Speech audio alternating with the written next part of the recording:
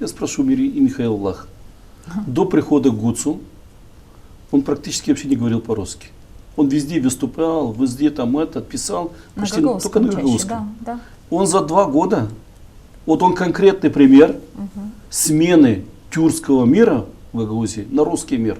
Он конкретно один из людей, который продал тюркский мир за деньги беглого Шора и устанавливает сегодня, пытается установить по указанию с Москвы русский мир. Но у него есть и претензии к тюркскому миру. Вы Конечно, прочитали... претензии есть, потому что, я вам скажу, я дальше продолжу, мы никогда этого не поймем.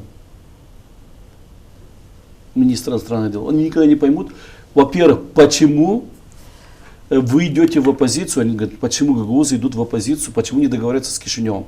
Турция со времен Сулеймана Демиреля просит нас договариваться с центральными властями. Это правда. Это и он меня конкретно спросил, а как ты думаешь, мы с ним на «ты» перешел разговор, и как ты думаешь, молдавские власти не захотят ли устранить статус гагаузской автономии?